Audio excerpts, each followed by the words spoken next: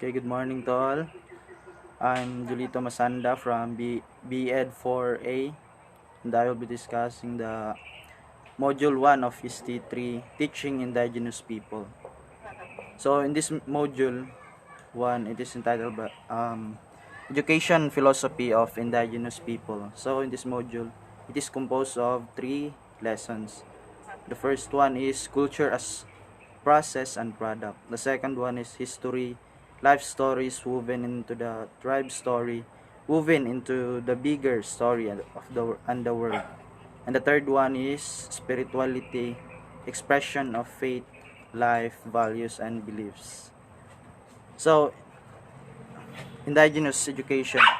It involves dimensional traditions such as cultural, historical, and spiritual traditions, group work, apprenticeship, and high levels of community context. So it is also specifically focuses on teaching indigenous knowledge, models method, and content within formal or non-formal education systems.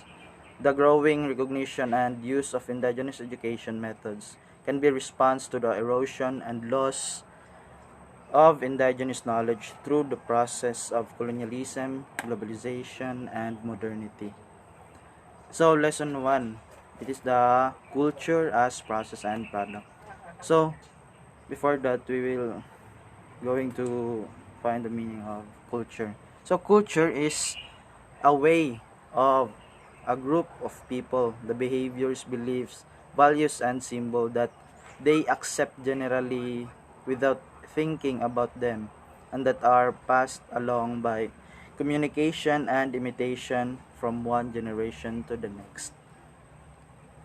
So these are the um, example of culture as process. Culture is a set of rules for behavior. You cannot see culture because you cannot see the rules. You can only see the products of culture in the sense that you can see the behaviors the rules produce.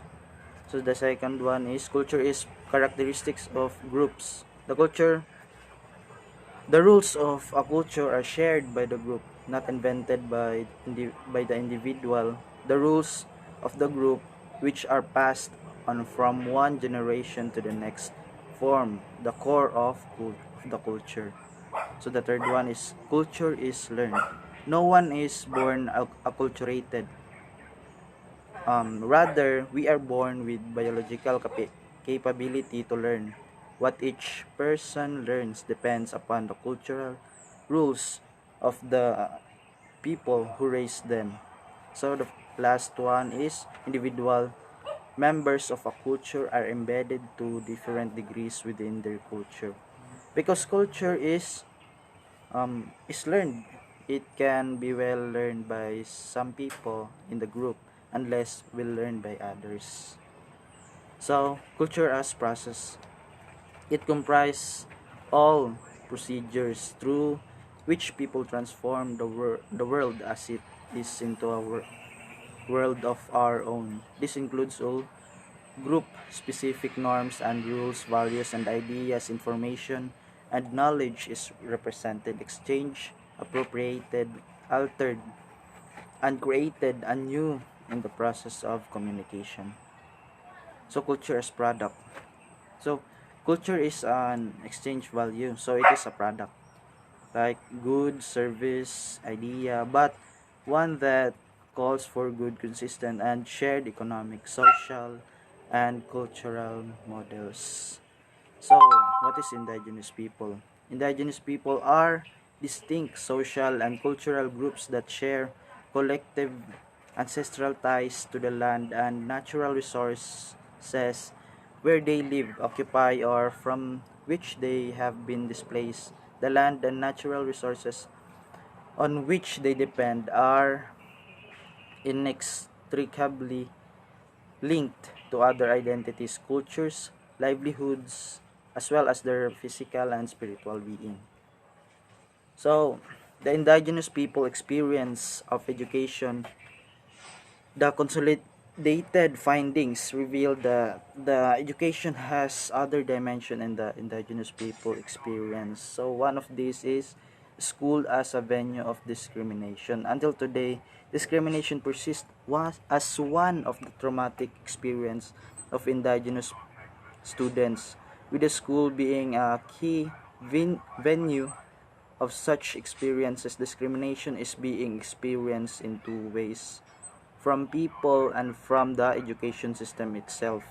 Reports about teachers who treat their indigenous students differently and prejudice outnumber reports on teachers who also mirror the general discriminatory views of society. Since students who discriminate are most of the time not reprimanded or corrected, the situation is condoned, and in effect, the discrimination of indigenous people is affirmed even indirectly. So the second one is schooling as an experience of non-being. Indigenous people who have gone to school recall how their way of life and the indigenous people is generally were usually seen as backward and belonging to the past, and their knowledge and skills were discussed as inferior or invalid when compared to modern knowledge and skills. When indigenous people's life and being were discussed, there was a tendency to misinterpret or misrepresent them because of the prevailing prejudice. This experience shows the failure of mainstream education system to address the indigenous community context. So these are the common problem experienced by the indigenous people. Misuse and abuse of cultural practices. So one of these is misappropriation of tribal song, dances, and also symbol. So the second one is selling of ancestral lands. Then dying indigenous knowledge systems. So, first, one of the most problem in this time is the speaking their own dialect or language. Then the second one is practices such as making their own products. So let's go to the lesson 2. Life stories woven into the tribe story, woven into the bigger of nation and the world. For the past 30 years, a major a focus of Episcopal Commission in Indigenous People, or ESIP, has been the struggle of indigenous community for their ancestral domains and human rights issues, and more recently in the articulation and assertion for indigenous people's education. So education has always been an identified priority concern with the indigenous people apostolates, or IPAs, formulating their own programs or interventions depending on the availability of resources and other considerations. These initial interventions, however, were very similar to those that have been done by religious congregations who have worked in some indigenous communities, in some cases for decades before institutionalization of HISIP. So, Indigenous People Right Act of 1997, or IPRA law.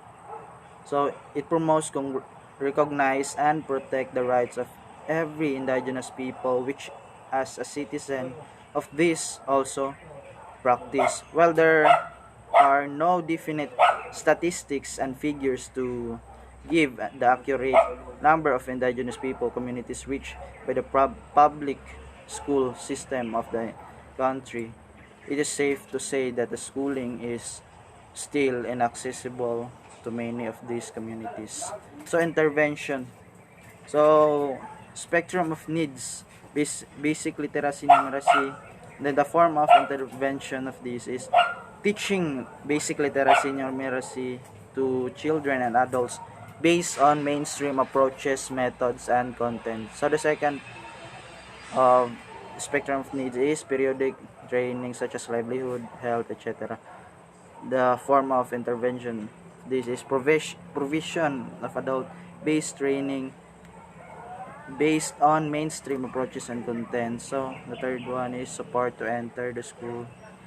Provision of school supplies, scholarship, and tutorials.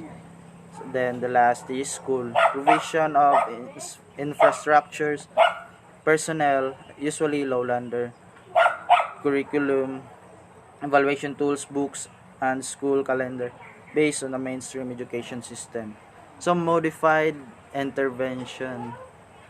In a response to this situation, some intervention were modified by contextualization, the content of the lesson, and using non-formal methods to facilitate academic learning and achievement. There were also efforts several dioceses to build dormitories exclusive for indigenous people studying the towns to ease adjustment difficulties and lessen discriminatory experiences.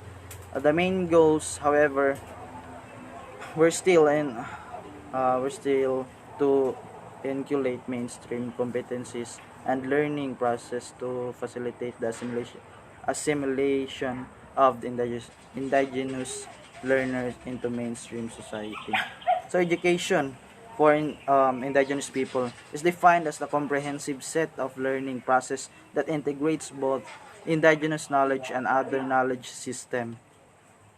So it is education that builds on people's culture and experiences at the same time, trains them to be critical and analytic regarding their situation to enable them to make sound decision and actions.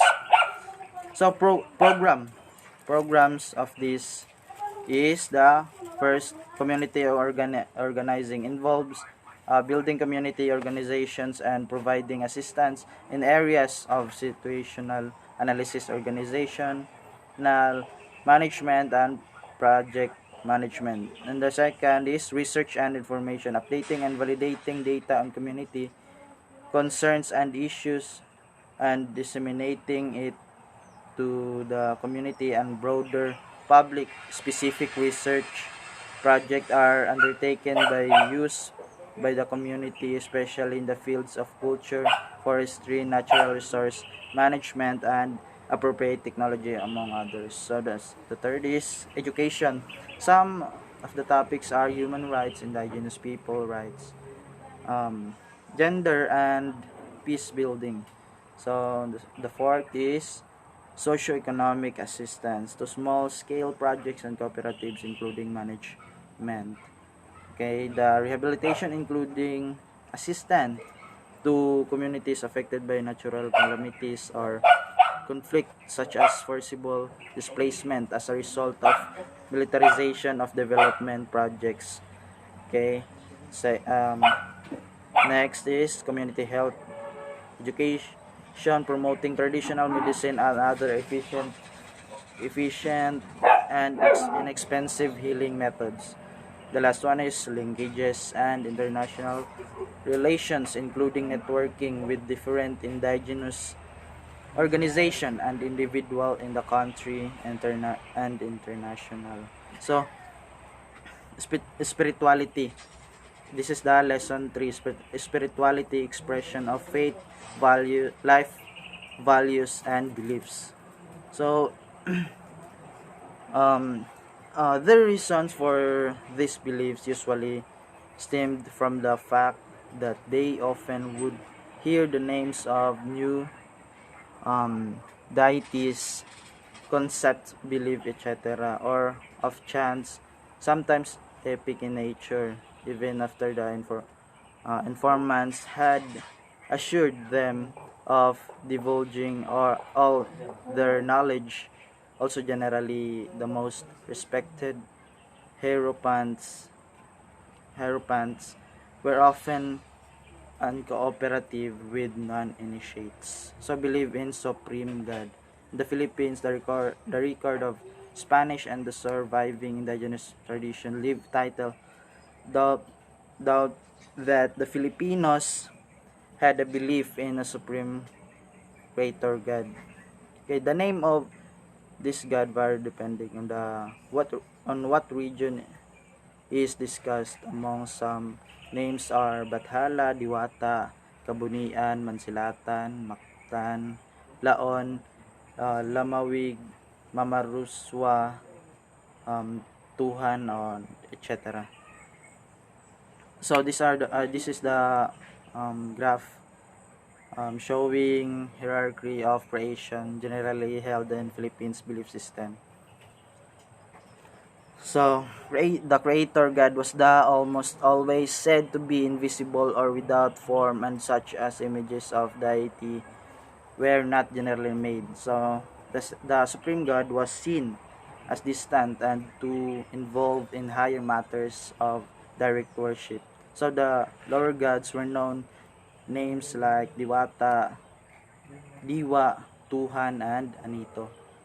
So, animism. So, the ancient Filipinos believed, like many animistic people, that all objects had spirits or were inhabited by such, even seemingly inanimate objects like rock, mountains, lakes, etc., and the natural phenomena like wind, thunder, and fire were said to be inhabited by particular spirits or to be governed by certain gods. Afterlife. Practically all the early Filipinos had a belief in the afterlife. Generally, it was believed that the good went to heaven or its Philippine equivalent, while the evil went to hell. The very widespread beliefs that heaven and hell were divided into different levels was found in the Philippines. So the cosmology, many of the Philippine peoples viewed the cosmos as consisting of multiple heavens or universes, each without form of boundary. In a way, these were similar to modern concept of dimension. These heavens were not stacked one upon the other, although a different stacked heaven concept also existed. The other heavens or universes existed and different realities, and thus there was no thought of them occupying the same space through infinite. They did not come into contact with one another. So spirituality is not a subject to be taught, but it is a strand to be woven through the curriculum as a natural part of life. Spirituality is not a point of cognitive development, but it is integral to existence. The current prevalent disconnect between education and spirituality results in a disintegrated presence, especially in school, where space need to be created, allows both teachers and students the opportunity to develop deeper awareness of existence. So that's all. Thank you.